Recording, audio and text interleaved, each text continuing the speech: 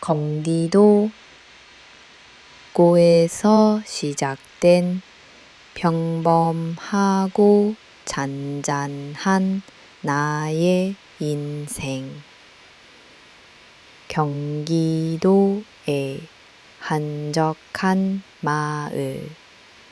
사계절이 뚜렷하게 바뀌는 그곳에서 저의 어린 시절은 조용히 흘러갔습니다. 저는 진희라고 합니다. 유년 시절부터 늘 평범하고 착실한 아이로 자랐어요. 아침 2년 논밭 너머로 안개가 피어오르고 학교 가는 길에는 익숙한 이웃들과 마주치며 인사를 나누었던 풍경이 아직도 눈에 선합니다.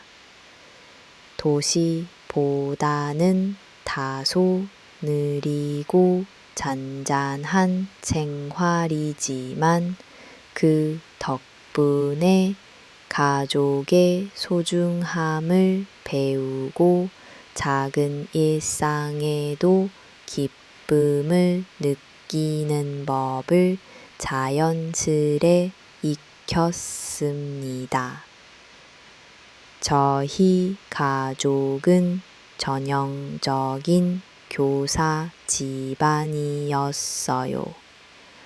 아버지는 중학교 국어 교사, 어머니는 초등학교 교감 선생님이셨습니다. 집 안에는 늘 책 냄새가 가득했고 저녁이면 가족이 둘러앉아 서로의 하루를 이야기하는 소박한 행복이 있었습니다. 늘 교육자 집안다운 엄격함이 엿보였지만 그 안에는 자식에 대한 따뜻한 애정과 믿음이 함께 담겨 있었죠. 어릴 때부터 저에게는 똑부러진다, 야무지다 라는 말을 자주 들었습니다.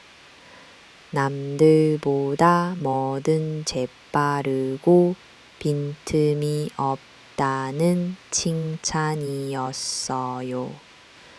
그 말들이 점점 쌓이면서 저는 자신도 모르게 내 인생은 내가 계획한 대로, 내가 원하는 대로만 펼쳐질 거라는 막연한 믿음을 가지게 되었습니다.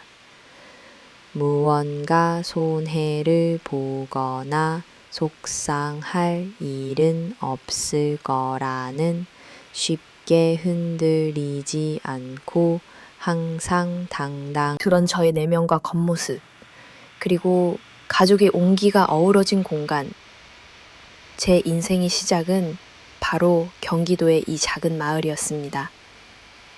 이곳에서 배운 평범하지만 소중한 것들이 앞으로 제가 마주할 수많은 선택의 순간에 중요한 뿌리가 되어줄 거라는 사실을 그때는 아직 깨닫지 못하고 있었던 것 같습니다. 샹기대 그 너머의 선택. 저는 늘 부모님의 기대 안에서 살아왔습니다. 부모님은 제가 선생이 되어 가문을 빛내기를 바라셨고 저 역시 그 기대에 부응하기 위해 노력하며 성장해 왔죠. 대학도, 직업도 모두 부모님의 바람 속에서 정한 길이었습니다. 제 삶은 어쩌면 너무나도 계획적이고 틀에 박힌 듯 보였어요. 주어진 길 외에는 다른 선택지가 당연히 없다고 믿었고, 그것 자체가 저의 행복이라고 생각했습니다. 하지만 교사가 되어 몇 년이 지나면서 내면 한쪽에서는 설명하기 어려운 공허함이 밀려왔습니다. 남들이 보기엔 안정된 직장과 원만한 일상, 더할 나위 없이 모범적인 삶이었지만 저는 어느 순간부터 나만의 이야기가 없는 인생을 살고 있다는 자각이 들기 시작했습니다. 과연 이게 내 진짜 원하는 삶일까? 라는 질문이 제 마음 곳곳에 잔잔히 파고들었습니다. 그럴 즈음 새로운 전환점이 찾아왔습니다. 어느 날 학부모 상담 시간에 한 남성이 조심스레 제게 말을 걸었습니다. 그의 이름은 민호. 제 반 학생 하나의 아버지이자 어릴 적 동네에서 잠깐 인연이 있었던 사람이었습니다. 민호 씨는 아내를 병으로 잃고 어린 딸 하나와 단둘이 힘겹게 살아가고 있었습니다. 삶에 지쳐 보였지만 그 눈빛엔 깊은 책임감과 진심이 서려 있었습니다. 처음에는 그저 학부모와 선생님의 만남으로만 그칠 줄 알았어요. 그러나 시간이 지나면서 저 또한 모르게 그들에게 끌리기 시작했습니다. 하나는 저를 엄마처럼 따랐고 민호 씨와의 대화에서는 마음 한구석이 따뜻해짐을 느꼈죠. 의무감이 아니라 순수하게 누군가를 위해서 내가 할 수 있는 일이 있다는 사실에 설렘과 삶의 의미가 차오르기 시작했습니다. 그런 마음은 부모님의 기대와는 사뭇 달랐습니다. 단란한 집안, 안정적인 직장, 전통적인 결혼관, 부모님이 그려온 이상적인 그림 안에는 딸이 남의 아이에 딸린 호라비와 인연을 맺는 일 따위는 감히 상상조차 할 수 없는 일이었으니까요. 때때로 저 자신조차 내가 왜 이런 감정에 흔들릴까 반문했지만 민호 씨 가족과 함께하는 시간만큼은 진짜 숨을 쉬고 있다는 느낌이 들었습니다.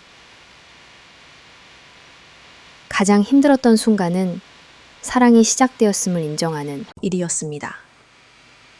제 결심은 부모님의 기대와는 완전히 반대 방향이었고 안정이라는 틀을 넘어선 용기가 필요했어요. 하지만 저는 점점 스스로에게 솔직해졌습니다. 부모님의 인생이 아닌 내 인생이기에, 그리고 내 행복을 위해 내 선택을 존중해야 한다는 사실을 깨달았습니다. 그래서 결국 저는 부모님께 조심스레 제 마음을 털어놓았습니다. 애 딸린 사람이지만 진심으로 사랑하게 되었고 그 아이 역시 진심으로 받아들이고 싶다는 속마음을 전했습니다. 부모님은 처음에는 충격과 배신감을 감추지 못하셨죠. 네가 어떻게 우리 기대를 저버릴 수 있느냐고 크게 실망하셨습니다. 하지만 저는 그때만큼은 처음으로 제 뜻을 굽히지 않았습니다. 남들보다 조금 더 굳은 길이라도 누군가의 딸이기 전에 한 사람의 인생 주인으로 살아가기로 했거든요. 어쩌면 그 순간이야말로 제 인생에서 처음으로 온전히 나는 존재로서 한 발자국 내디딘 순간이었습니다. 누군가의 기대치보다 내 가슴이 명령하는 선택, 그 너머에 진짜 내 삶이 펼쳐질 거라는 믿음이 조금씩 자라기 시작했습니다. 그렇게 저는 부모님의 기대선을 넘어 진짜 나의 이야기를 시작하기로 결심했습니다. 우정에서 피어난 사랑. 처음 민호 씨와의 관계는 그저 동창이자 학부모로 시작되었습니다.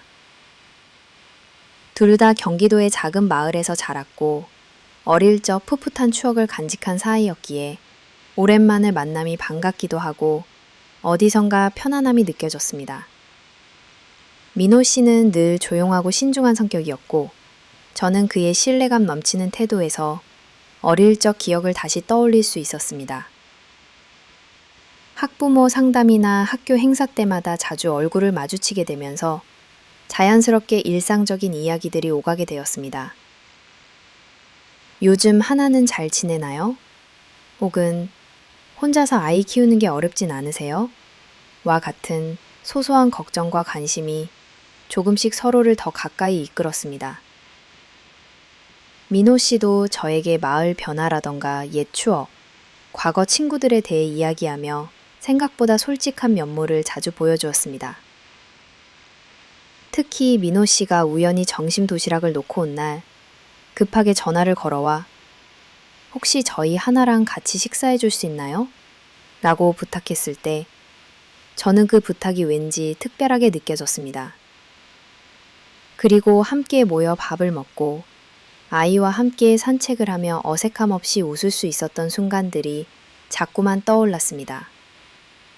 하나는 천진난만하게 다가와 선생님, 오늘도 우리 집에 놀러 오실 수 있나요?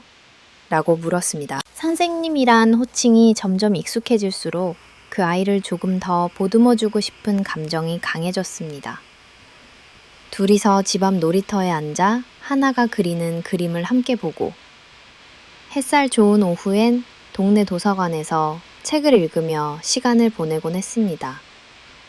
이런 가족 같은 시간이 내게도 찾아올 수 있을까 싶은 설렘이 조용히 피어나기 시작했습니다. 민호 씨와의 대화 역시 점점 더 깊어졌습니다. 단순히 학교와 아이에 국한되지 않고 서로의 인생 고민, 슬픔, 외로움까지도 나누게 되었습니다. 한 번은 민호 씨가 때로는 하염없이 누군가와 시간을 보내고 싶다는 진심을 토로하는데 저는 그 말에 알 수 없는 연민과 공감이 솟구쳤어요. 이런 감정이 바로 사랑의 시작이 아닐까 하는 생각도 들었습니다. 어느 비 오는 저녁 우산 하나를 함께 쓰고 집까지 걸어가던 길, 저는 민호 씨의 옆모습을 잠자코 바라보다가 심장이 조용히 뛰는 것을 느꼈습니다. 어쩌면 이 미묘한 감정이 언젠가 내 인생 전체를 바꿔놓을 것 같은 예감이 들었습니다. 우정 위에 차곡차곡 쌓인 이해와 신뢰, 그리고 조심스럽게 피어나는 사랑. 한순간에 불꽃처럼 번진 것이 아니라 오랜 시간 서서히 일상 깊숙이 스며든 감정이었습니다. 딱히 대단한 사건이 있어 사랑이 시작된 건 아니었습니다. 누군가의 필요를 채워주고 내가 그들에게 소중한 사람이 됨을 느끼는 것. 그리고 작은 기쁨과 아픔을 함께 나누다 보니 어느새 사랑이란 이름이 자연스럽게 입가에 머무는 그런 따스한 순간들이 저의 일상 속에서 자라나기 시작했습니다. 그렇게 우리 셋은 서서히 한 가족이 되는 듯한 설렘을 공유하기 시작했습니다. 앞으로 펼쳐질 변화와 용기가 두렵기도 했지만 그 앞에 놓인 사랑과 신뢰, 그리고 세 사람의 미소가 너무 소중하고 따뜻했습니다. 사랑은 그렇게 아주 자연스럽게 우정의 터전을 딛고 피어났습니다. 메디나 가족의 거센 반대와 그 앞에 선다 민호 씨에 대한 마음이 커질수록 저는 점점 부모님께 그 사실을 고백하는 날을 상상하게 되었습니다. 하지만 실제로 그 이야기를 꺼내려고 하자 입이 쉽게 떨어지지 않았어요.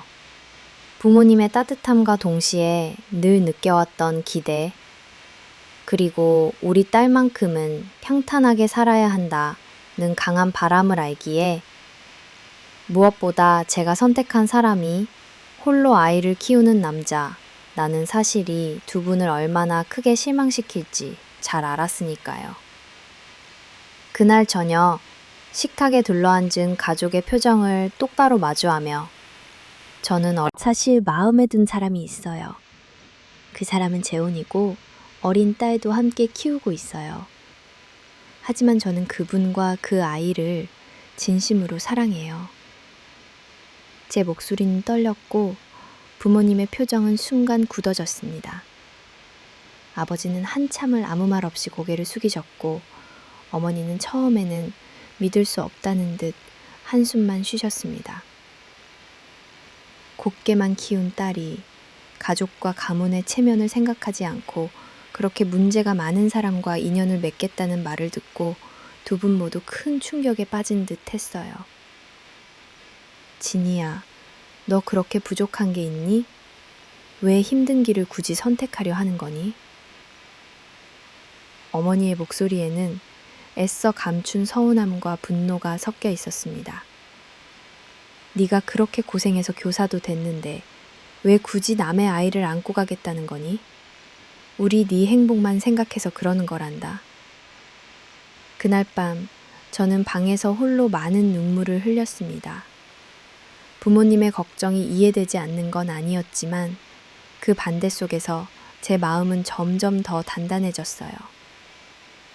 다음 날 아침 부모님은 좀 더 차분한 목소리로 다시 한번 제게 말했습니다. 아빠는 네가 평범하게 남들처럼 그냥 무난하게 살아주길 바랐단다.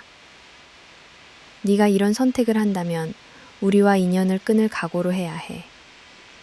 정말 네 의지가 확실하다면 그만큼 진심을 보여줘야 한다.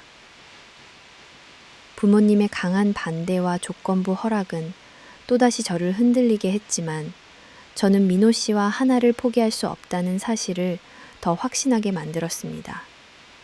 그 후로 한 달, 두 달, 저는 매일같이 부모님을 설득했습니다. 저는 누구보다 그 아이의 엄마가 될 준비가 되어 있어요. 민호 씨가 아파했던 지난 시간들을 제가 다 안아주고 싶어요. 이제 제 선택을 존중해 주세요. 하지만 부모님은 갈수록 더 단호해졌습니다. 집안의 어르신들까지 나서서 저를 설득하셨고 여러 날이 지나도록 가족 분위기는 냉랭해지기만 했습니다. 친척들은 여자는 결국 자신의 인생뿐만 아니라 가족 전체의 명예와 체면도 생각해야 하는 거야 라며 돌려 말했고 저는 그때마다 너무 숨이 막혔어요. 어느 날 아버지는 마침내 심각한 얼굴로 말씀하셨습니다. 이 집에서 네가 원하는 대로 살아갈 수는 없다. 네 뜻을 굽히지 않을 거면 당장 집을 나가야 해. 그 순간 사랑을 위해선 부모가 쌓아온 따스한 울타리 밖으로 스스로 걸어 나가야 된다는 사실을 절실히 깨달았습니다. 두려웠지만 동시에 흔들리지 말아야 함도 알았습니다. 저는 간절하게 부모님께 말씀드렸습니다. 두 분이 지금 이해하지 못하셔도 결국엔 언젠가 제 이어 마음을 알아줄 거라 믿어요. 저는 이 결정은 후회하지 않을 거예요. 지독하게 긴 밤, 누구보다 사랑했던 가족과의 갈등에 마음이 미어질 듯 아팠지만 저는 점점 더 용기를 냈습니다. 가족의 반대 앞에서도 내 사랑이 더 소중하다는 신념. 그렇게 저는 안전한 둥지를 등지고 진심으로 사랑하는 사람과 새로운 삶을 만들어가기 위한 첫걸음을 내딛게 되었습니다. 시족의 차가운 반대를 딛고 사랑을 선택한 후부터 제 인생은 완전히 새로운 국면에 접어들었습니다. 보호받던 딸에서 한 가족의 책임을 떠맡은 어른이 되었고 시작부터 쉽지 않은 현실이 눈앞에 펼쳐졌습니다. 사랑만으로 모두 극복할 수 있다는 순진한 믿음은 첫 벽 앞에서 고통스럽게 흔들리기 시작했습니다. 가장 먼저 마주한 건 혼자가 아닌 셋의 삶이었습니다. 그 전까진 늘 혼자였지만 이제는 민호 씨 그리고 하나 어린 딸의 엄마 노릇까지 동시에 해내야 했죠. 세상엔 예기치 못한 일이 많다고 했지만 엄마가 된다는 건 생각보다 훨씬 더 무겁고 복잡한 역할이었습니다. 하나는 처음엔 저를 경계하기도 했지만 시간이 지날수록 아이답게 저를 향해 점점 마음을 열었습니다. 하지만 아이의 작은 변화에도 민감하게 반응하는 제 자신을 보며 어른 행세만 했던 그동안의 저를 되돌아보게 되었습니다. 하나가 아플 때마다 밤새 곁을 지키며 끓였던 죽, 어린이집 발표의 날 누구보다 앞에서 박수 쳐줬던 순간, 엄마라고 조심스럽게 부르는 아이의 목소리. 그 모든 순간이 제게 시험처럼 느껴졌습니다. 하지만 세상은 두 사람의 사랑이 서로를 덮어주고 세 사람의 생활이 언제나 평화로운 건 아니었습니다. 민호 씨 역시 처음엔 조심스럽고 저 또한 새 역할에 어설퍼져. 아침마다 출근 준비로 바쁜데 하나가 갑자기 열이 나거나 유치원에서 사고가 나면 저는 당장이라도 학교 대신 아이 곁에 있어야 했습니다. 처음엔 그거 이해하지 못한 동료 교사들의 시선, 아무리 설명해도 공감하지 못하는 상사의 말에 속상할 때가 많았습니다. 더구나 시댁의 시선조차 결코 만만하지 않았습니다. 아직 젊은데 왜 고생을 사서 하냐 던 며느리 맞이의 쓴소리, 명절마다 몰려드는 친척 사이에서 진짜 엄마 맞아?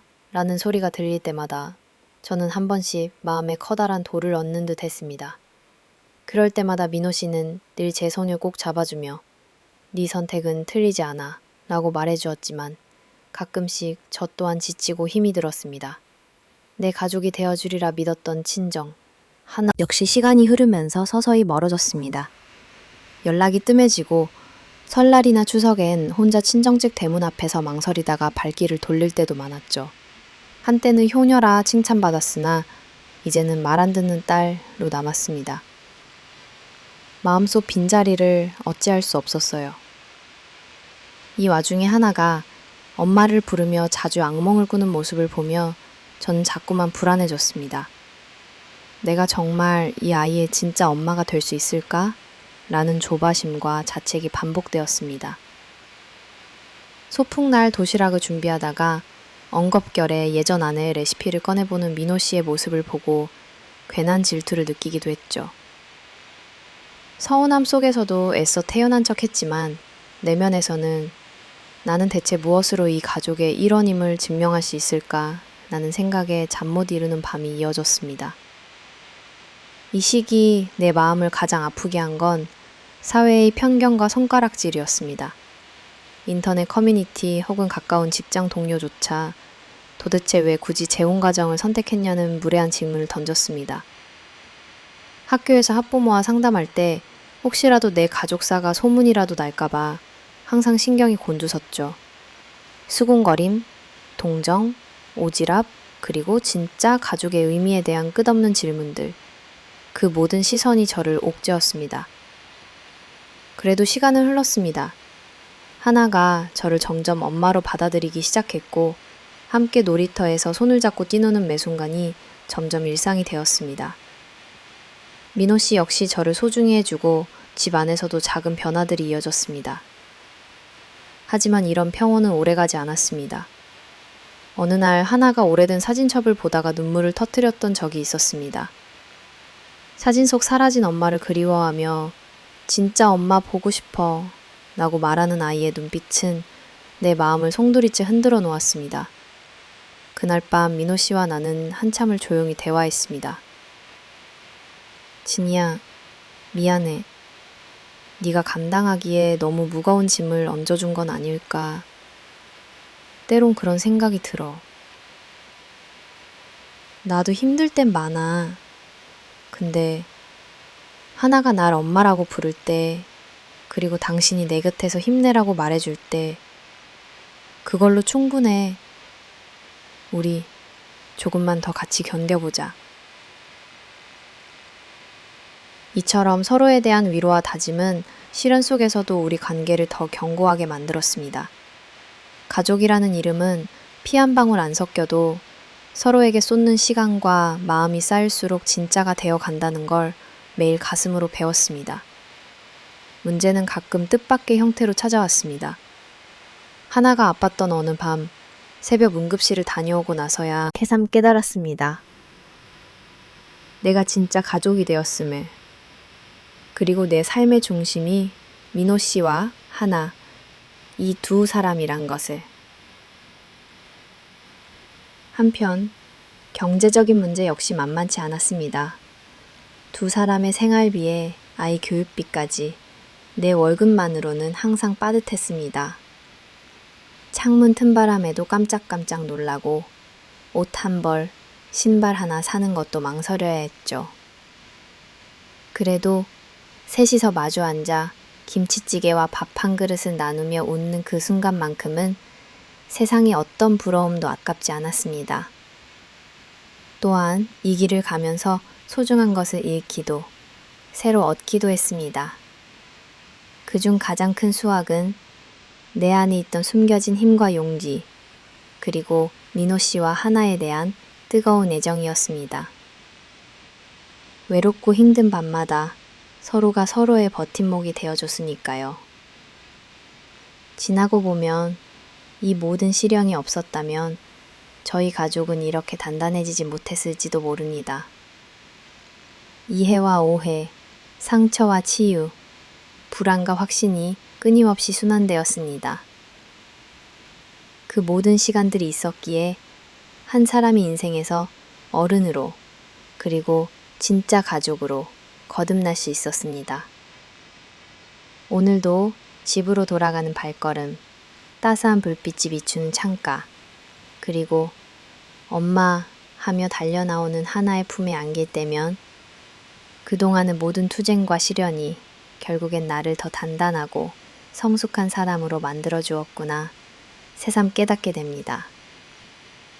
어릴 적 꿈꿔오던 평범함과는 조금 다르지만 오히려 더 소중하고 깊은 울림으로 다가오는 제 인생의 새로운 챕터. 그 시련의 시간은 그렇게 또 다른 희망과 사랑으로 물들어가고 있었습니다. 그이슬이 결혼과 저주영, 재야, 긴 시간의 설득과 눈물 위에서 마침내 부모님께서는 조심스럽게 저의 선택을 받아들이기 시작하셨다. 혹시나 하는 우려와 걱정의 마음이 완전히 사라지진 않았지만 부모님은 제 행복을 조건부로 허락하셨고 나는 드디어 민호 씨와 공식적으로 부부가 되었다. 우리 둘뿐 아니라 하나에게도 이 변화는 인생의 새로운 장, 어쩌면 두려움과 설렘이 뒤섞인 시작이었다. 결혼식은 소박했다. 화려한 호텔 웨딩 대신 가족과 친지, 소수의 친구들만 초대한 작은 정원에서 치러졌다. 하늘은 유난히 맑았고 주위의 꽃들은 신기롭게도 한 번에 피어난 듯해 모두가 미소를 지었다. 부모님께서 조심스럽게 환하게 웃어주신 그날의 모습, 민호 씨가 내 손을 꼭 잡고 함께라면 무엇이든 견딜 수 있다고 약속하던 그 순간이 지금도 섭내주었다. 예전 자식 잃은 상실감 대신 큰 기대와 애정으로 대해주셨다. 처음엔 서먹함도 있었지만 나는 시댁 식구들과 거리낌 없이 소통하려 노력했고 밥상을 차릴 때마다 한 가지씩 시어머니의 레시피를 배워갔다. 명절이 다가올 때마다 집안 곳곳을 청소하고 시댁 어른들의 입맛과 취향을 익히기 위해 메모를 빼곡히 적어두기도 했다. 그러다 보면 내가 정말로 이 집안의 한 구석을 차지하고 있구나 하는 뿌듯함이 생겼다. 민호 씨와 부부가 된 이후 일상 곳곳에서 달라진 점도 있었다.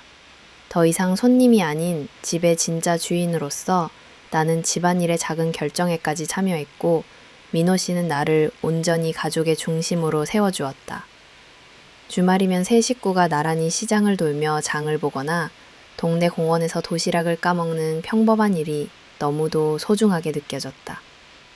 저녁이면 하나와 함께 숙제를 하고 도란도란 책을 읽어주며 하루를 마치곤 했다. 하지만 그 평온함 속에도 결코 쉽지 않은 순간들은 늘 찾아왔다. 하나는 나를 엄마라 부르며 밝게 웃다가도 가끔은 조심스레 멀어지곤 했다.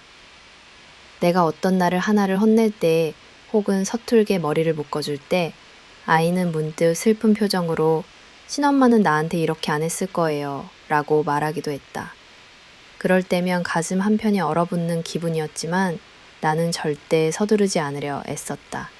하루가 다르게 커가는 아이의 마음을 껴안으려 작품을 만들어주거나 시골 외할머니 댁에 데려가 소풍을 즐기기도 했다. 자주 이 집에 두 명의 엄마가 있을 순 없어 라며 아직은 문을 닫아두는 듯한 하나의 말에도 인정하고 보듬어주려 노력했다. 집안의 도리 또한 무겁게 느껴졌다. 시댁 어르신들은 내게 기대와 요청을 많이 했다. 네가 아주버니 재수씨에게도 친정엄마 손맛을 가르쳐줘라. 명절 음식은 꼭 우리 방식으로 해달라. 하는 둥 때로는 내가 과연 진짜 며느리로 인정받고 있는지 확인하고 싶어 하는 듯 했다. 아침마다 시댁일을 도우면서도 저녁마다 남편과 살가운 대화를 나누면서도 나는 문득 내 행복의 중심이 무엇인지 매번 스스로 점검하곤 했다. 경제적으로도 녹록지 않았다. 맞벌이지만 하나의 교육비, 생활비, 시댁 행사 준비비로 한 달 살림살이는 빠듯했다. 그래도 작은 기쁨은 늘 곁에 있었다. 때로는 삼겹살 한 근 사서 삼계탕과 비벼 먹는 소박한 저녁 식사도 아이와 남편이 웃으면서 우리 가족 최고 나 외칠 때면 그 어떤 보상과도 바꿀 수 없는 감동이 밀려왔다. 이따금 나는 결혼 전 내 방 창밖에 펼쳐졌던 고요한 논밭 풍경을 떠올린다. 그때 삶도 평온했지만 지금처럼 다채로운 감정은 없었지 라고 생각한다. 이 결혼 생활에서의 고민과 답은 항상 하나였다. 완전한 가족이란 무엇일까? 피 한 방울 안 섞인 사이라도 매일의 선택과 인내와 사랑이 겹겹이 쌓여 한 사람의 인생 속에 진짜 식구의 의미가 자리 잡는다. 내 아이가 남편이 힘들 때 누구보다 기댈 수 있는 친구가 되어주고 싶어. 나는 매 순간 더 좋은 해결책을 고민했고 작은 갈등에도 머리 맞대고 마음을 모으려 애썼다. 점차 나는 내 자리가 확실해짐을 느꼈다. 하나는 가끔 침대에 파고들어 오늘 학교에서 제일 웃긴 일이 있었어요 라고 수다를 떨었고, 민호 씨는 퇴근 후 나와 마주보고 네가 없었다면 나도 이 집도 오래 버티지 못했을 거야 라며 고마움을 전했다. 물론 새로운 문제도 쉬지 않고 찾아왔다. 사회의 편견이나 주변 친지의 지나친 간섭, 아직도 시어머니가 옛 며느리의 사진을 가끔 꺼내어 보는 장면에서 나는 잠시 멈칫했지만 곧 내 신념을 다잡았다. 내가 할 수 있는 건 눈앞에 우리 가족을 있는 그대로 사랑하는 일, 그리고 오늘의 나를, 내 선택을 지키는 일이었다. 가끔 밤늦게 혼자 거실에 앉아 긴 하루를 되돌아볼 때면 생각했다. 내가 이 길을 택하길 잘했을까? 그러나 곧 하나가 하얀 이불을 걷어내며 내 곁에 와 안기고 민호 씨가 잠결에도 내 손을 꼭 잡아줄 때면 어떤 시련도 아픔도 계절처럼 지나갈 것이라는 확신이 마음을 적셨다. 결혼, 그리고 새로운 삶은 평탄한 길이 아니었다. 매일매일이 조금씩 달랐고 기대도 아픔도 어제와 같지 않았다. 하지만 그 안에는 온전히 내가 만든 가족이라는 자부심과 내 손으로 물들여가는 나날에 대한 감사함이 있었다. 나는 이제 안다. 완벽한 가정, 완벽한 아내와 엄마라는 정의는 존재하지 않는다는 것을. 오직 내가 살아가는 이에 대한 이해, 상대의 상처를 헤아릴 수 있는 용기, 그리고 언제나 같은 자리에 있어주겠다는 믿음만이 이 가족을 앞으로 나아가게 하는 진짜 힘이라는 것을. 변함없이, 흔들림 없이, 매일의 선택 속에서 가족이 된다는 그 소박하고 위대한 진실을. 이제 나는 더 이상 혼자가 아니다. 우리 셋이 손을 맞잡고 살아가는 오늘, 나는 봄 햇살보다 따뜻하고 겨울 눈보다 단단해진 스스로를 발견한다.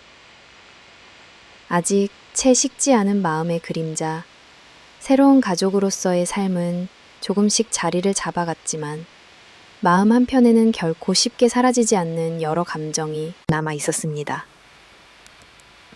결혼과 일상, 그리고 익숙해진 듯한 행복 속에서도 하루에도 몇 번씩 깊은 생각에 잠기곤 하였습니다. 겉으론 모든 것이 평온해 보여도 내면에서는 설명할 수 없는 아픔과 불안, 때로는 죄책감과 외로움이 줄곧 그림자처럼 따라다녔습니다. 가장 크게 다가온 건 하나를 향한 내 마음의 복잡함이었습니다. 처음에는 하나가 스스럼 없이 엄마 하며 안길 때마다 진심으로 고마웠고 그 손의 온기가 내 삶을 다시 일으키는 힘이 되곤 했습니다. 하지만 아이가 혼자 조용히 있을 때면 혹은 가족이 다 모인 자리에서 자꾸만 친엄마의 사진을 바라볼 때면 내 존재가 아이에게 진정한 위로가 될 수 있을지 스스로 물어보게 됩니다.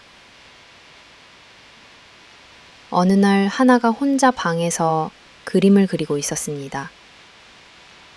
다가가 살펴보니 종이 위에는 2명의 엄마가 그려져 있었습니다. 한 명은 옅은 미소를 띈 채 아이 곁에서 손을 잡고 있고, 다른 한 명은 조금 떨어져서 흐릿하게 서 있었습니다. 하나야, 이건 누구야? 라는 내 질문에 아이는 아주 조용한 목소리로 우리 엄마 2명이잖아요. 한 명은 하늘에 있고 한 명은 집에 있어요. 라고 대답했습니다. 그 순간 가슴 한구석이 퍽퍽하게 조여왔습니다. 나는 지금 둘 중 한 명의 엄마라는 사실을 인정해야 했고, 아이에게 완전한 세상을 만들어주지 못한다는 미안함이 쓰라리게 다가왔습니다. 이런 경험은 나의 내면에서 늘 작지 않은 흔들림을 남겼습니다. 나는 하나에게 최선을 다하고 있지만 진짜 엄마로서 충만한 사랑을 전달하고 있는지, 혹은 항상 부족한 대체자처럼 느껴지지는 않는지 두려움이 생겼습니다. 아이가 신나게 나의 품에 달려와 매달릴 때도, 제법 컸다고 나를 뿌리치고 혼자 있으려 할 때도 예기치 않은 감정의 파도가 밀려오곤 했습니다. 가끔 밤이 깊어지면 자신도 모르게 고민에 빠졌습니다. 과연 나는 나의 선택을 올바로 하고 있는 것일까? 내 욕심과 사랑만 앞세우고 있는 건 아닐까? 남편인 민호 씨는 그런 내 마음을 온전히 알지 못했습니다. 그는 내게 늘 당신만큼 노력한 엄마는 없어 하나도 행복해해 라며 다독였으나 스스로의 고민은 어디에도 쉽게 맡길 수 없는 무게였습니다. 한편 시댁과의 관계도 완전히 매끄럽지 않았습니다.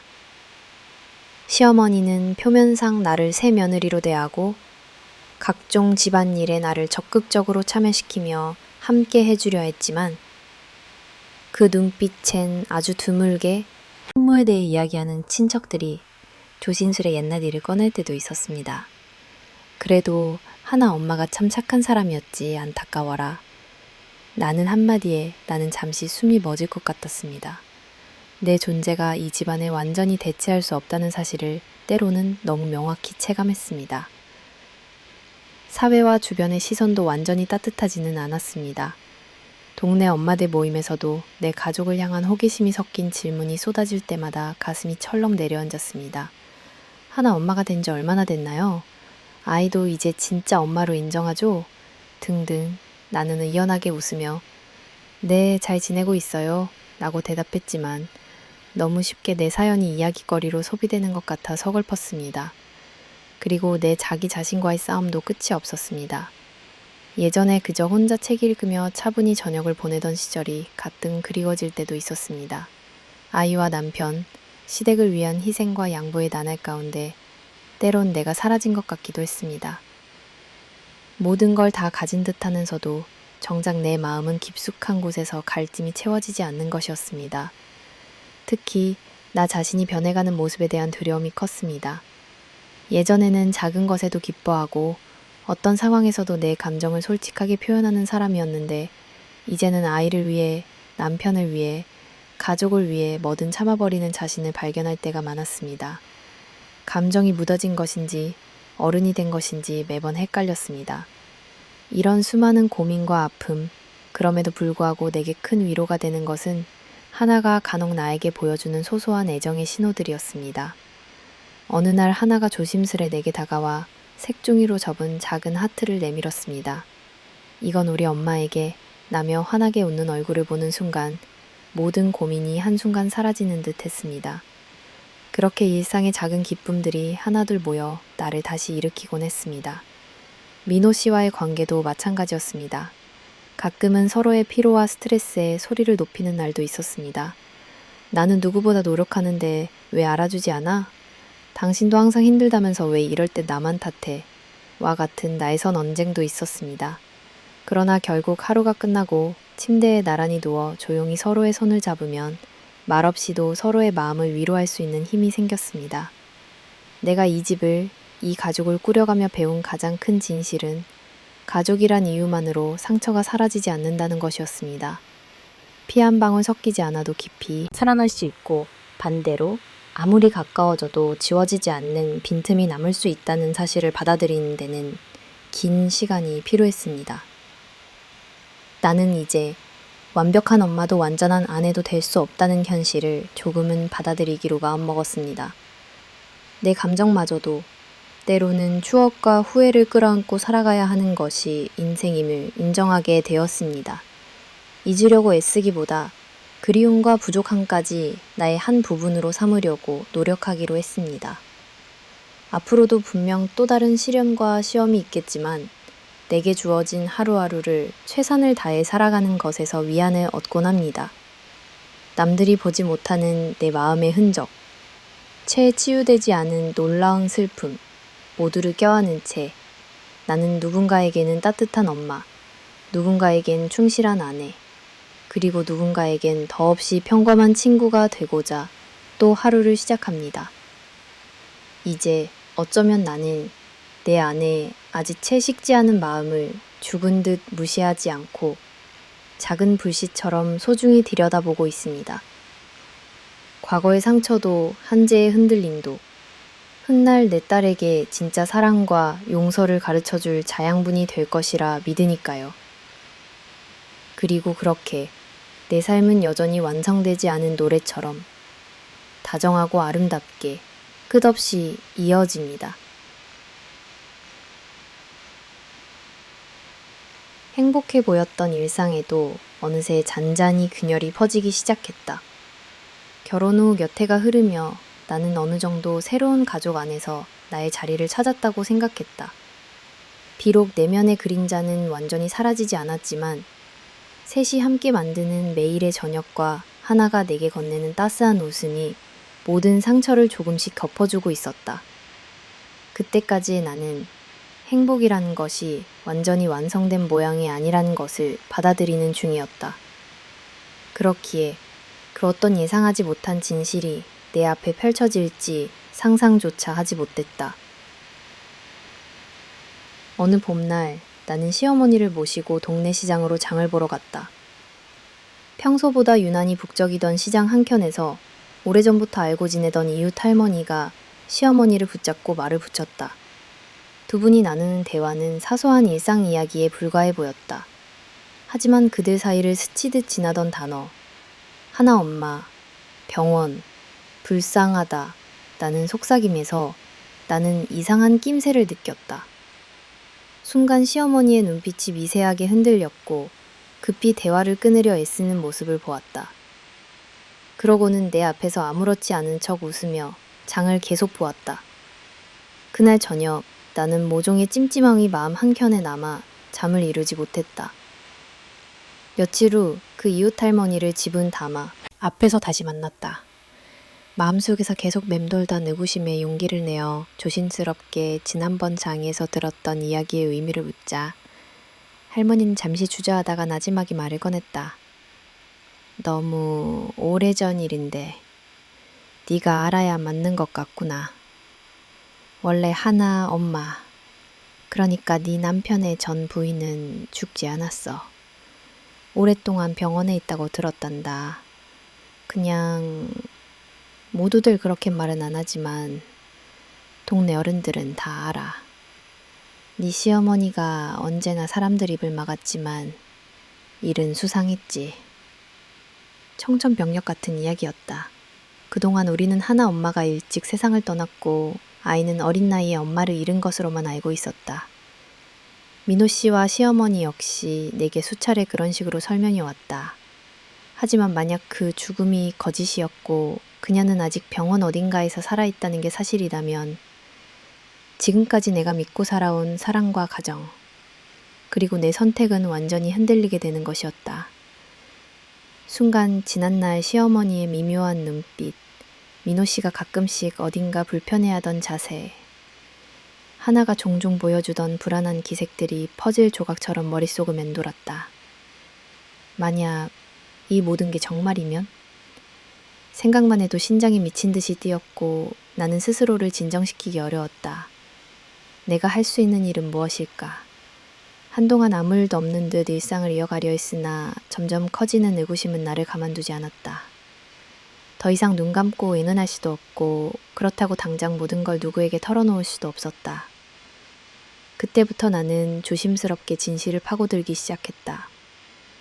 우선 시어머니에게 아무렇지 않은 척 하나 엄마에 대해 암시적으로 질문해봤으나 시어머니는 냉정하게 이미 오래전에 세상을 떠난 일이니 이제 더는 묻지 말라 고 타일렀다.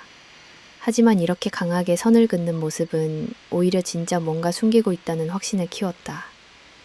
그 후로 며칠간 나는 하나가 다니던 어린이집 보육교사, 동네 주민, 그리고 오래전 가족이 다녔던 교회 어른들까지 조금씩 접촉해 보았다.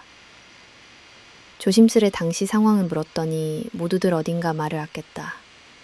하지만 몇몇은 그 일은 우리끼리 함부로 말할 문제가 아니었다. 엄마가 갑자기 사라진 뒤 남편과 시어머니가 너무 절실하게 사람들 입을 막았다. 는 등 뭔가 사연이 숨겨진 듯한 힌트를 내비쳤다. 파헤칠수록 진실은 더욱 미궁 속으로 빠져들었다. 시간이 흐르며 내 안의 감정은 분노와 혼란 그리고 두려움으로 뒤섞였다. 민호 씨에게 직설적으로 물어보려 했지만 그럴 경우 그가 또 다른 거짓으로 대응할까봐 한참을 망설였다. 나는 스스로 모아낸 정보를 바탕으로 동네에서 거리가 꽤 있는 시립병원을 찾아가 보기로 결심했다. 병원에서 거듭된 질문 끝에 결국 하나엄마의 이름으로 입원 기록을 찾을 수 있었다. 더욱 놀라운 것은 그 진료 기록에는 가족에 의한 강제 입원, 정신적 충격, 의사소통 단절과 같은 단어까지 명확히 적혀 있었다. 나는 그 순간 무릎이 풀릴 듯한 충격을 느꼈다. 그녀는 세상을 등진 게 아니라 가족 손에 의해 세상과 끊어진 거였던 것이다. 집으로 돌아오는 길 내내 눈물이 계속 났다. 나는 도대체 누구를 믿고 누구의 가족이 되기 위해 이토록 헌신해 왔던 것일까? 하나의 상처난 마음을 품으려 노력해온 내 일상조차도 결국 언젠가는 또 다른 진실 앞에서 무력해질 수 있음을 절감했다. 며칠 후 나는 더 이상 참지 못하고 민호 씨와 시어머니를 마주보며 모든 의혹을 들이밀었다. 왜 저에게 아무것도 솔직하게 말씀해주지 않았어요? 하나엄마 아직 살아계신 거 맞잖아요. 왜 그런 선택을 하셨어요? 두 사람 모두 순식간에 표정이 굳었으며 처음에는 완강히 부인하고 그저 착각에 불과하다며 말을 돌렸다. 그러나 병원에서 봤던 문서와 내가 수집한 이웃들의 증언, 그리고 나날이 명확해진 내 태도 앞에서 더 이상 숨길 수 없게 되자 시어머니는 마침내 천천히 입을 열었다. 네가 이 집에 들어왔을 땐 네 행복을 원했다. 민호와 하나에게도 기회를 줘야 했다. 하지만 그 애엄마는 그 모든 걸 지킬 만한 사람은 아니었다고 생각했지. 가족이 안전하려면 그 방법밖에 없었다. 나는 그 해명에서 무섭도록 차가운 이기심을 느꼈다. 피해자인 줄만 알았던 내 가족의 누군가가 누군가의 인생을 송두리째 빼앗은 가해자가 되었다는 사실은 충격 그 자체였다. 누구도 완벽한 피해자가 아니고 누구도 완벽한 가해자가 아닐 수 있다는 진실이 지금껏 느꼈던 세상의 단순함을 송두리째 부쉈다. 내가 할 수 있는 선택은 더 이상 무지한 척 살아가는 게 아니었다. 슬픔과 아픔보다 강렬한 의무감에 시달려 나는 하나의 친엄마를 만나보기로 결심했다. 그리고 그날 병원, 한낮의 햇살 아래 어렴풋이 창밖을 바라보던 그녀를 처음 마주했다. 긴 시간 병원에 있었음에도 그녀의 눈빛엔 깊은 슬픔과 동시에 설명할 수 없는 따뜻함이 깃들어 있었다. 당신, 얼마나 힘드셨어요? 하나는 많이 컸어요. 여전히 당신을 그리워하고 있습니다. 고 그녀는 조용히 눈물을 흘렸다. 이 만남은 내 내면의 혼란을 완전히 뒤흔들었다. 그동안 내가 쌓아온 가족이란 이름, 헌신과 희생으로 견뎌온 내 역할이 모두 무의미해 보였다.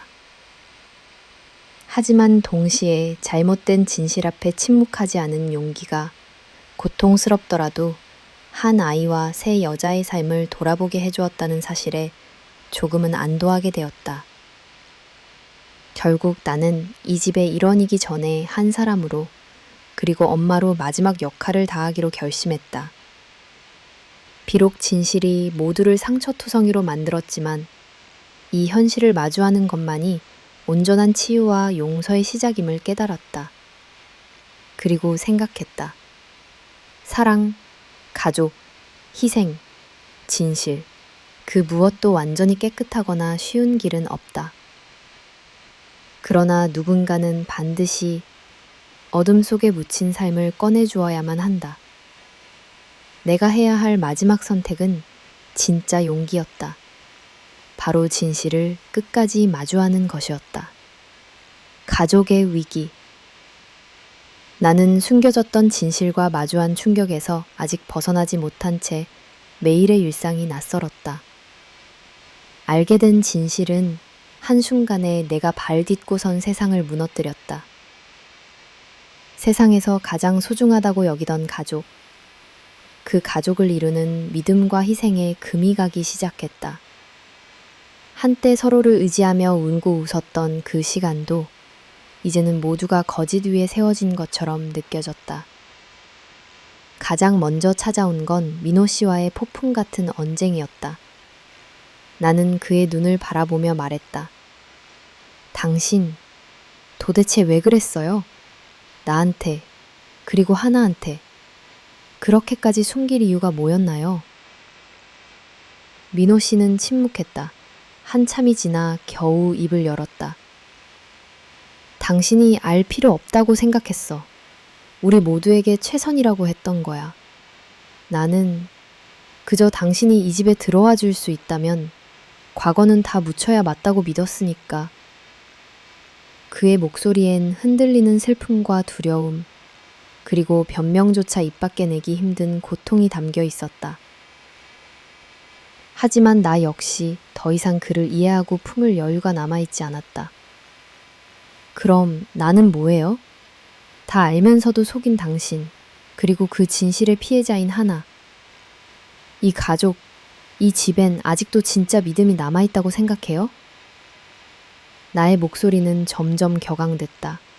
그동안 내가 감당해야 했던 이질감, 가짜로라도 완벽해 보여야 했던 가족의 모양이 눈앞에서 무너지고 있었다. 이 일로 집안의 분위기는 걷잡을 수 없이 얼어붙었다. 하나 역시 어른들의 긴장감을 금세 감지했다. 아이는 사랑받던 자신의 일상이 갑자기 아니야, 아무것도 아니야, 하나야. 그러나 아이는 이미 알 수 없는 불안을 껴안고 있었다.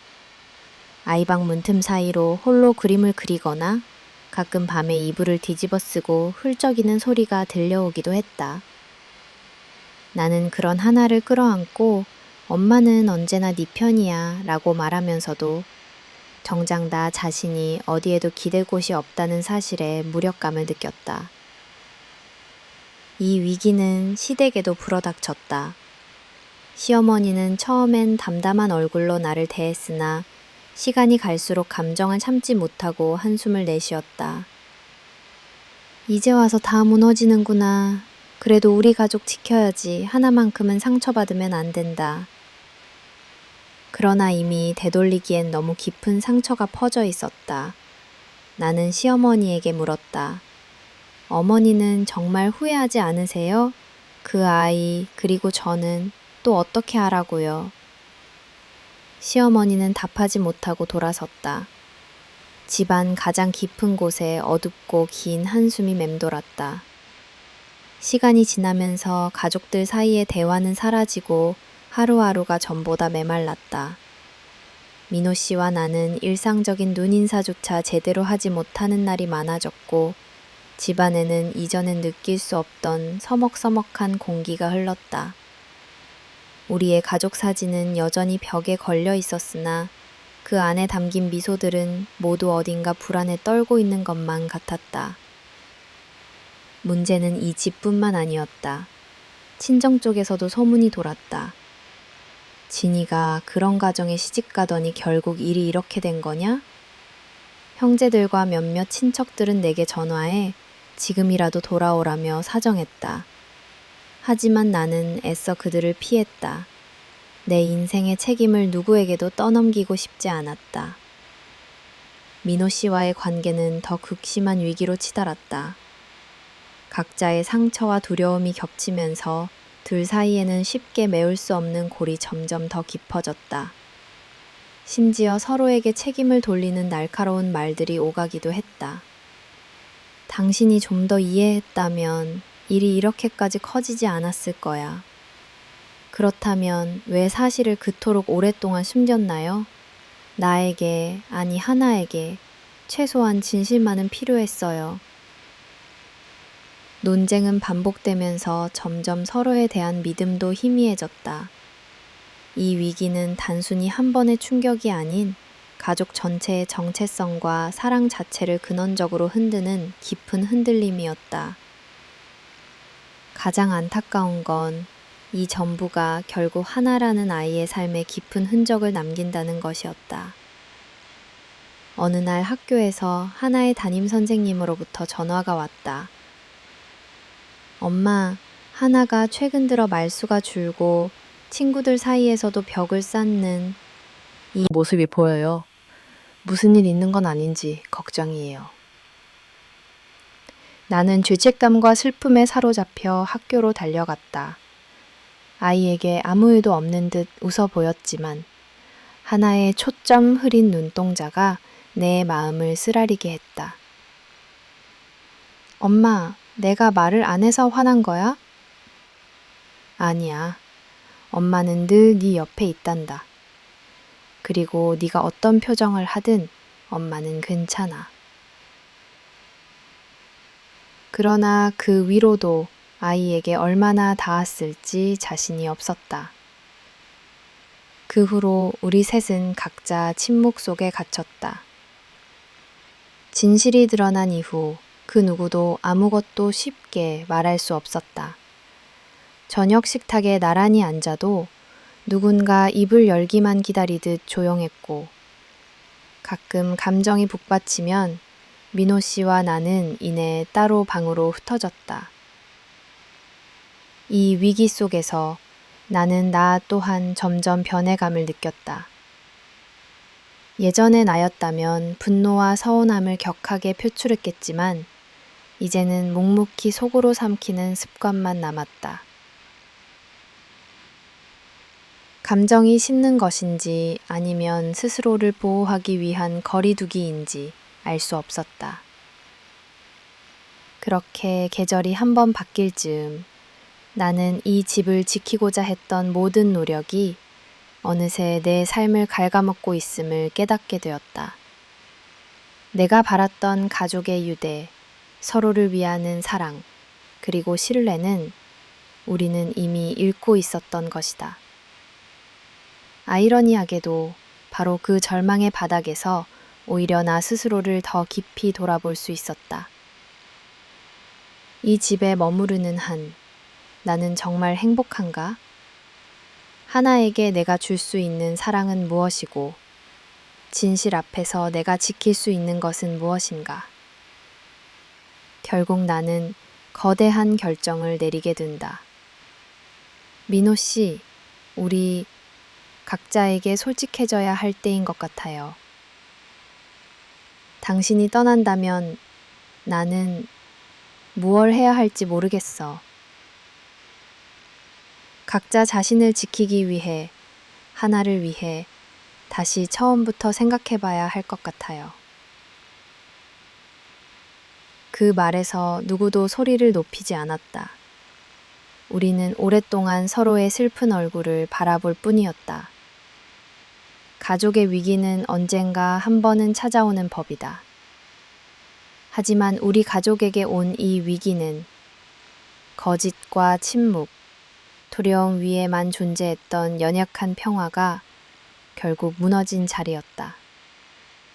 나는 결국 내 마음속의 두려움과 아픔, 분노와 슬픔, 그리고 사랑까지 껴안은 채 또 한 번 인생의 큰 문 앞에 섰다. 그리고 용기를 내어 아이를 꼭 안았다. 하나야, 엄마는 어떤 선 없었다. 가족의 위기, 배신, 왜곡된 진실 앞에서 나는 더 이상 피해자나 관찰자가 아니라 직접 운명을 선택하는 주인공이 되고자 했다. 소나기 같은 감정 속에서 정신을 다잡고 나는 먼저 주변의 조용한 지인들과 마주했다. 예전 이웃 할머니, 하나가 다녔던 어린이집 선생님, 그리고 우연히 알게 된 병원 직원까지 한 사람 한 사람 찾아가 조용히 이야기를 나누었다. 처음엔 그들 모두 두려움과 망설임에 입을 쉽게 열지 않았다. 시어머니와 민호 씨가 수년 동안 쌓아온 단단한 침묵의 벽이 여전히 견고하게 사람들을 옭아매고 있었기 때문이다. 하지만 나는 이미 많이 무너진 상태였고 뒤로 물러설 수 없었다. 나 자신을 위해서, 무엇보다 하나를 위해서, 그리고 더 큰 상처와 거짓의 피해자가 생기는 것을 막기 위해서였다. 나는 천천히, 그러나 확고하게 내 진심을 전했다. 저는 누구를 비난하고자 함이 아니에요. 그저 진실이 밝혀져야 모두가 제대로 된 삶을 살아갈 수 있다고 믿어요. 이 한마디에 조심스레, 그러나 진정성을 느낀 몇몇은 조금씩 마음을 열기 시작했다. 이웃 할머니는 옛날 일을 더듬으며 말했다. 사실 아무도 속 시원하게 얘기한 적이 없어서 나도 늘 마음이 무거웠다. 어린이집 선생님은 하나가 엄마를 찾을 때마다 모두가 입을 닫으라는 압박을 받았다고 고백했다. 병원에서는 직원 중 한 분이 소리 없이 손에 쥐어준 병원 기록 복사본에서 내가 눈물로 확인했던 강제 입원의 진실이 명확했다. 나는 이 강력한 조각들을 모아 변호사를 찾아갔다. 가족의 사적인 문제를 법적으로 들추어내기란 쉽지 않은 일이었지만 더 이상 어떤 체면이나 손가락질도 두렵지 않았다. 내가 감당해야 할 두려움은 이미 진실을 보지 않은 죄책감과 무기력이었다. 변호사는 모든 상황을 꼼꼼히 듣고 이건 단순한 집안 문제가 아닙니다. 타인의 인권이 침해된 심각한 사안입니다. 증거가 모이면 경찰에 고발하고 법정에서 다툴 수 있습니다. 고 조언해 주었다. 처음으로 나는 질문이 아닌 행동을 선택했다. 오랜 침묵에서 깨어나 목소리를 내기 시작한 것이다. 용기를 내어 경찰서에 출석했다. 불안에 떨며 모든 과정을 설명하는 나를 담당 수사관은 진지하고 공정한 시선으로 바라보았다. 담당하신 사실과 증거, 관련자 진술이 있다면 수사가 곧 개시될 것입니다. 나는 심장이 뛰는 것을 억지로 억눌렀다. 당황에 빠졌다. 모두가 나를 몰아붙일 수도 있겠다는 두려움이 들기도 했지만 오히려 그런 모습이 오랜 세월 덮여왔던 위선의 또 다른 단면임을 깨달았다. 그들은 처음에는 내가 집안 수치를 세상에 드러냈다며 비난했고 나 자신을 보호하라는 충고 아닌 충고들도 이어졌지만 나는 쉽게 물러서지 않았다. 수사가 길어지면서 나는 몇 차례 참고인 조사에 불려다녔다. 진실을 밝히는 길이 곧장 정의로 이어지는 것이 아님을 절실히 깨달았지만 그 과정이 오히려 내 마음을 한층 단단하게 만들었다. 외롭고 괴롭던 밤이면 창문을 열고 속삭였다. 나는 옳은 일을 하고 있다. 누구보다 사랑했던 이들을 변호하는 것이 아니라 이제는 진짜 정의와 진실을 지켜야 한다.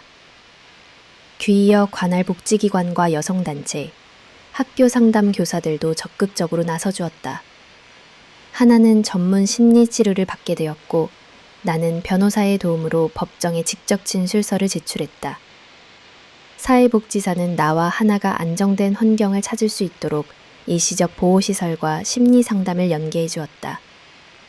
가끔은 모든 시스템조차 한계에 봉착하는 듯 했지만 우리 곁엔 분명 정의로운 누군가가 있었다.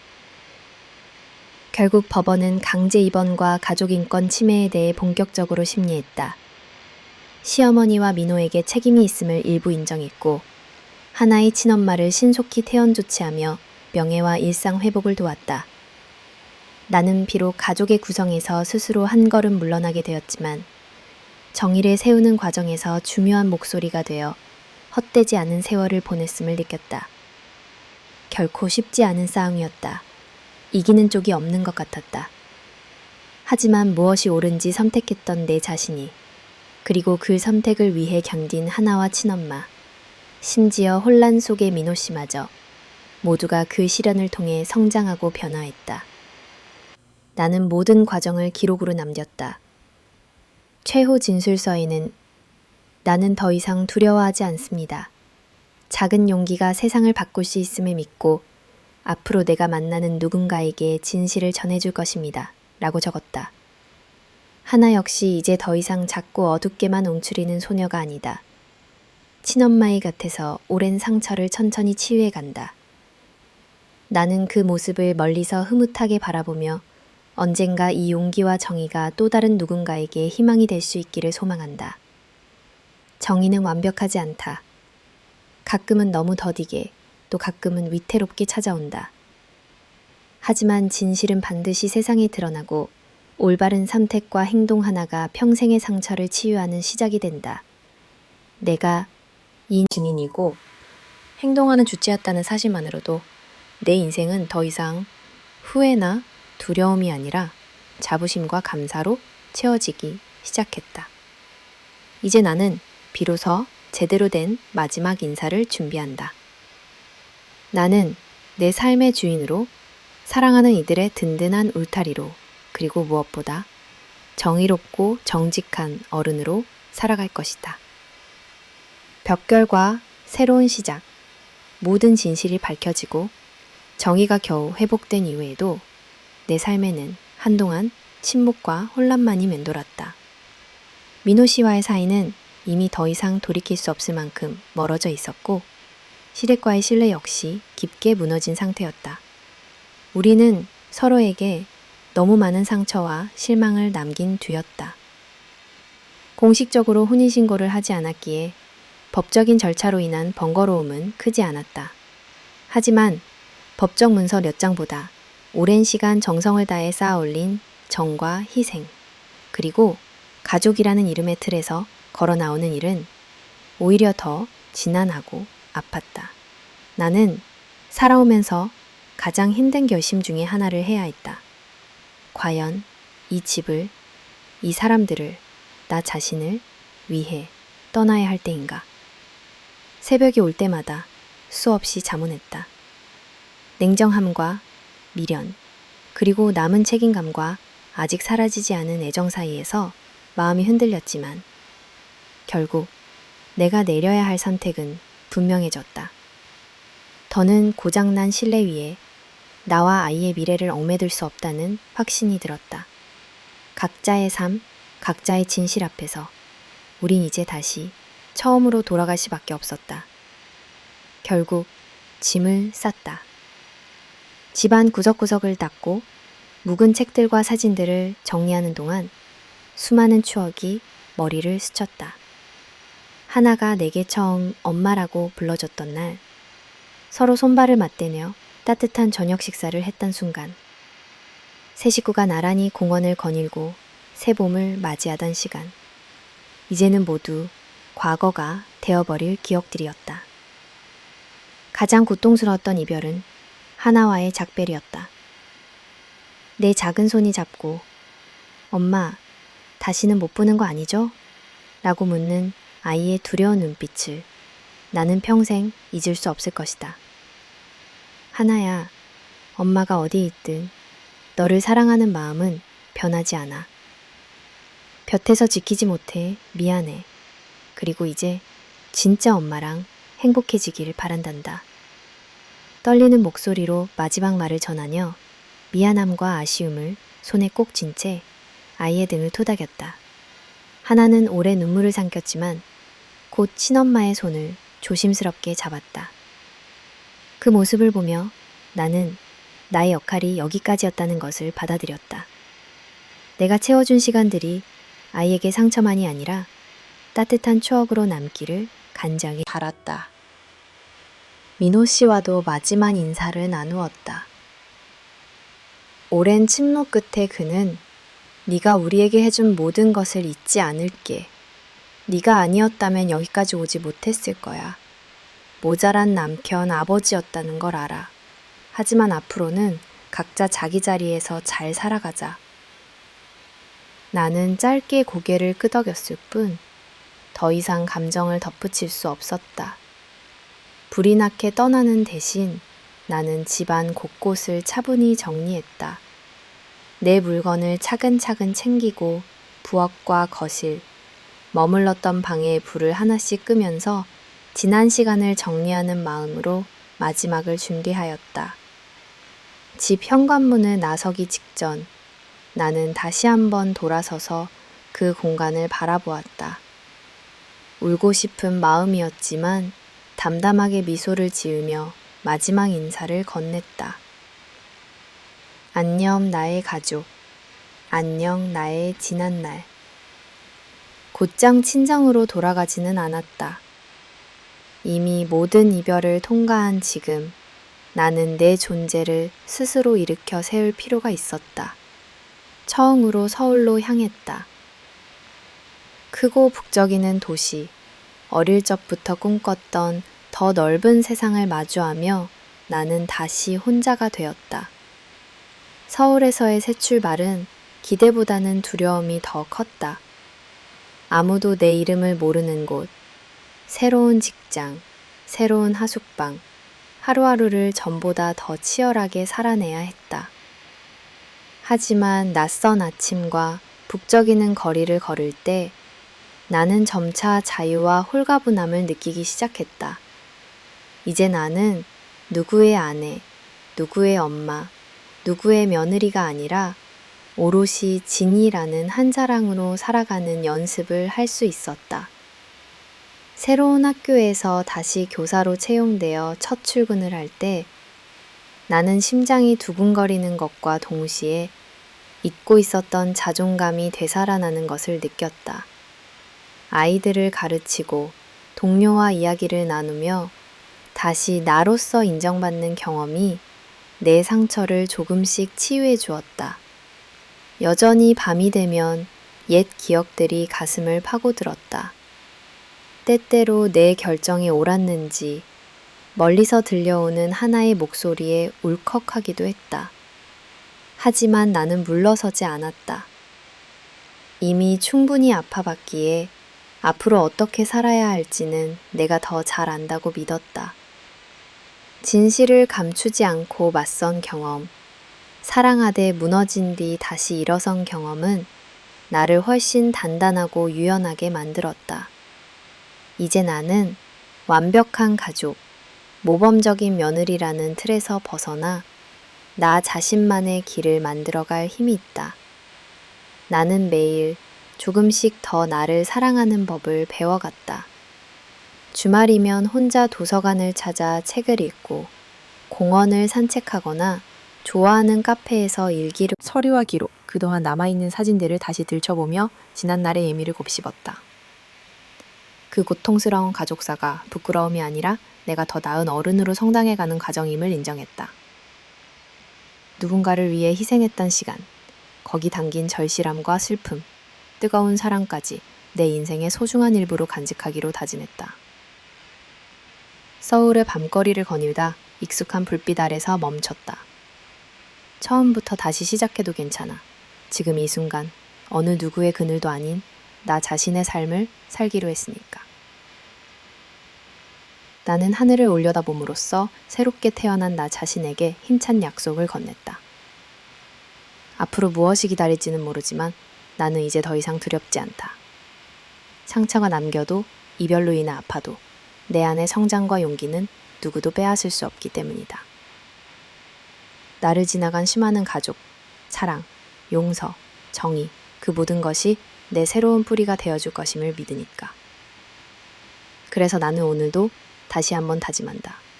부서진 과거 위에 새 희망을 쌓아가겠다고. 혼자여도 씩씩하게 누군가의 치유와 용기의 이야기가 되겠다고. 그리고 언젠가 내 삶의 다음 장을 자신 있게 열 수 있는 사람이 되겠다고. 나만의 깨달음, 이별과 재출발, 그 모든 아픔과 혼돈의 시간이 지나고 나는 조금은 달라진 눈으로 나와 세상을 바라보게 되었다. 서울이라는 낯선 도시에서의 새로운 일상은 나를 다시 한번 시험대에 올려놓았다.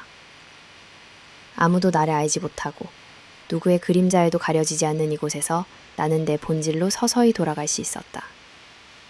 고요한 새벽, 작은 원룸 창밖으로 들어오는 희미한 빛을 바라보면 가족이라 믿었던 이들 곁에서 울고 웃던 지난 세월이 한 영화처럼 차례로 스쳤다.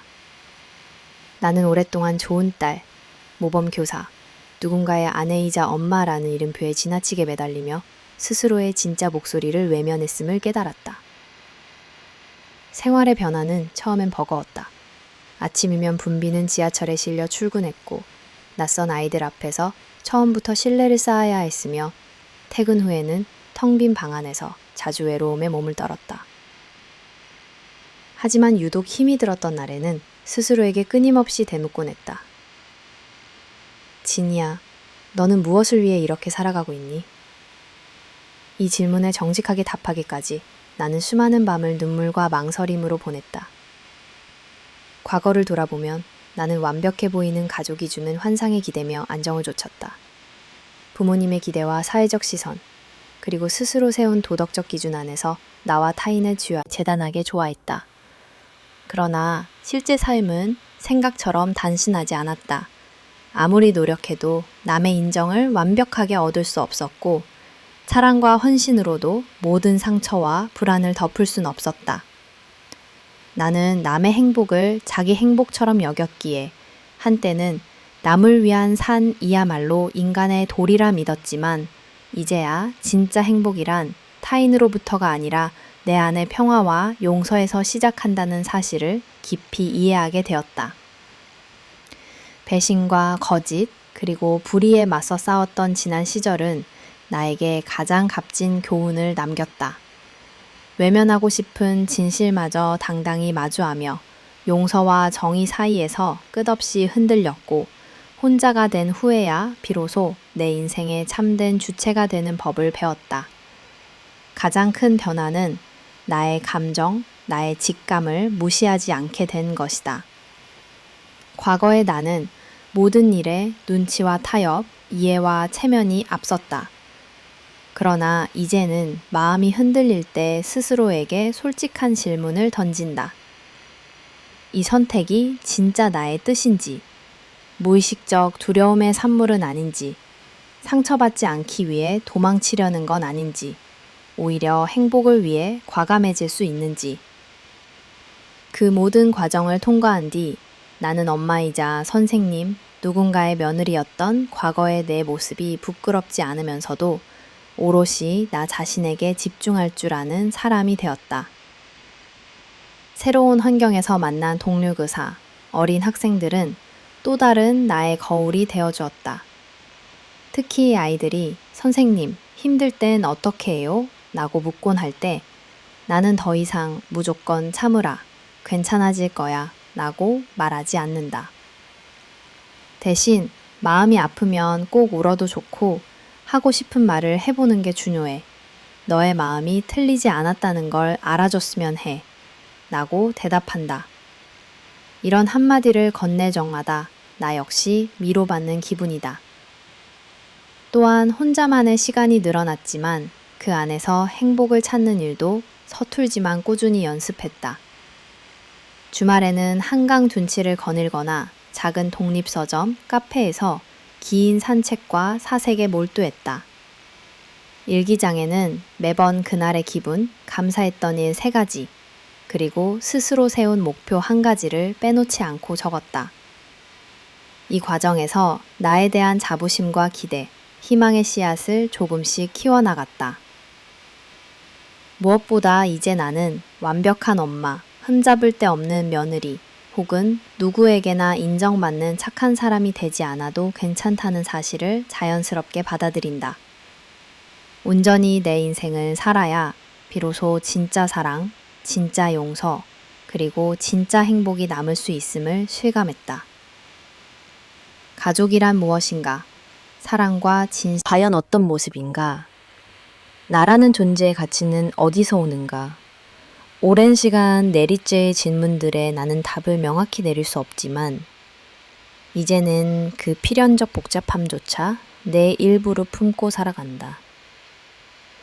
만약 누군가 내게 과거로 돌아갈 수 있다면 지금과는 다른 선택을 하겠냐고 묻는다면 나는 분명히 대답할 수 있다. 아니요. 상처와 아픔까지 모두 나의 일부이기에 그 경험이 없었다면 지금의 나가 존재하지 않았을 거예요.